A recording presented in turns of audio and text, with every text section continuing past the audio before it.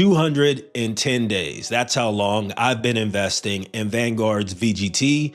And in today's video, we're going to be taking a look at how that investment has been performing for me over the last 210 days. Guys, I added this index fund to my portfolio back on March 1st of 2025. And since that time, I've been watching this one extremely closely. I love VGT for several reasons. Number one, it's an aggressive growth index fund, which means it's going to try to maximize the amount of dollars that you get via return because it's aggressive. And number two, it focuses on technology companies only. I love technology companies. I think that's the wave. Now, there are other index funds out there that I also enjoy investing in, VOO, SCHD, just to name a few.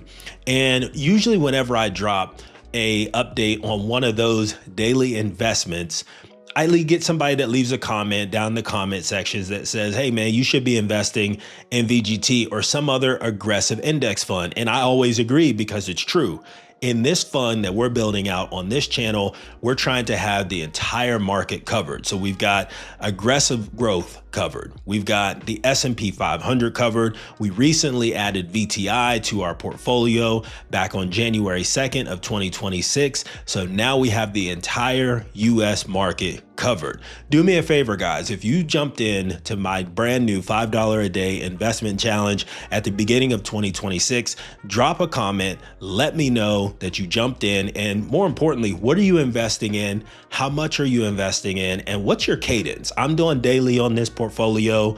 I'm doing weekly in my other brokerage accounts, and I'm doing monthly in my corporate sponsor Roth 401k. So leave a comment and let me know what you're investing in and how much. We're only a week into 2026, and it seems like there's already so much going on out there in the world. So we had all the stuff that's going on down in South America with Venezuela. So that's going to ultimately impact the financial markets in some capacity. And then later on this year, we'll have a new Fed chair that will be appointed by the Trump administration. I believe that happens in May of 2026. And there's going to be a lot of conversations on what's going to happen with rate cuts. The reason that I bring this up, because in the technology sector, there's a lot of R&D, a lot of capital purchases and investments that are being made.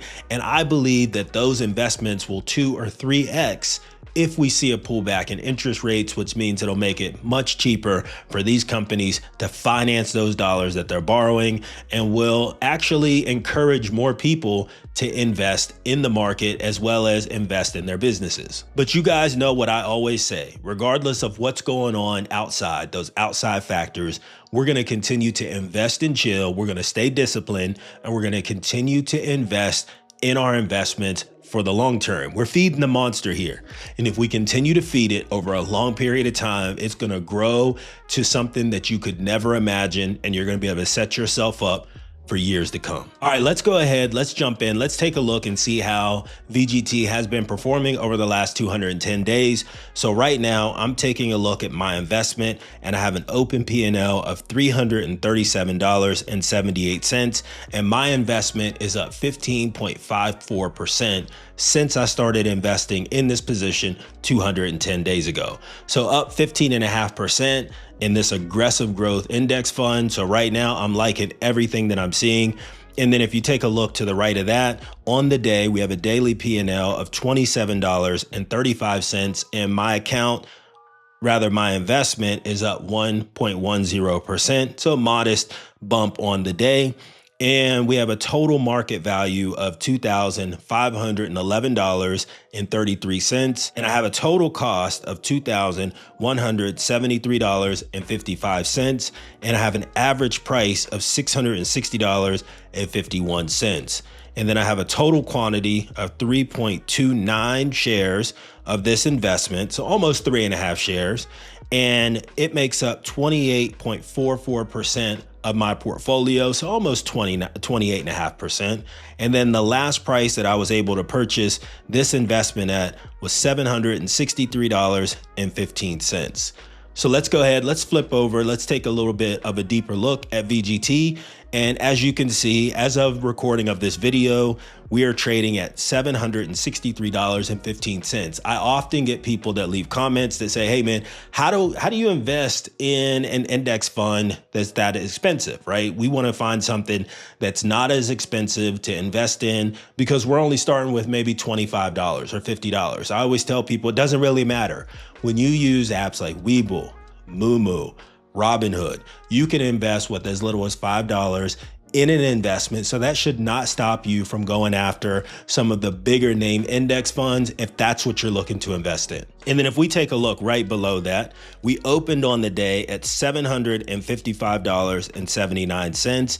We had a previous close of $754.81, and we have a 52-week high of $806.17. This position just continues to push to the upside, no matter the turmoil that's going on, the outside factors. It just continues to keep hitting all-time highs here. And then we have that 52-week low of $449.54. If I could go back, I would have doubled, tripled, or quadrupled down whenever we were at $449.54, because I would have almost been able to double my investment had I started investing at that particular point. But of course, we can't time the market, and we just continue to invest based on the cadence that we selected. All right, so now we're taking a look at a monthly candlestick chart for VGT. I wanted to quickly go through this, and then we'll flip over and take a look at the yearly. But I just wanted to give you an illustration to show you how this position has been moving on a monthly basis. Each one of these candles on this chart here represent 1 month of trading of VGT. And as you could see on the very far left, we did start to move to the downside. We hit that $285.57. That was a while ago. And then since that point in time, we've seen nothing but movement to the upside with one minor pullback. And that was at the beginning of 2025. And then since that point, we have just continued to see this position move to the upside. I'm curious to see, are we going to see a $1,000 share price in VGT by the end of 2026? Leave a comment down below. Let me know. What do you think? Can we get to $1,000 a share in this, or is that going to happen in 2027 or at a later date? All right, so now we're taking a look at a yearly candlestick chart for VGT. And as you can see, it mirrors the monthly candlestick chart that we just took a look at, but you'll see from its inception to now, we have a steep movement to the upside in this position. Guys, this is one of my favorite index funds to invest in. I jumped in this one a little bit late because I did want to start out with VOO because I love investing in the S&P 500. But from an aggressive growth ETF perspective, this is one of my favorites. It's right up there with QQQ. I like both of those. Maybe that'll be one that I add at a later date. Maybe we'll take a look at QQQ and adding that as an additional investment later in the year. All right, so now we'll just quickly talk about dividends. Back on December 20th of 2025, I received $2.33 in dividends. So far for 2025, I have received less than $10 in dividends from my investment in VGT. I'm not too worried about that because I'm not investing in this fund for the dividend. That's why I'm investing in SCHD. And that's one of the things that I continue to tell you guys. Each of the things that I'm investing in, it has a purpose. For me, it does, right? So SCHD, that's my dividend play. VGT, that's my aggressive growth play. That's the one that has boom or bust written all over it. And it can have the most volatility based on what's going on in the technology sector at that point in time.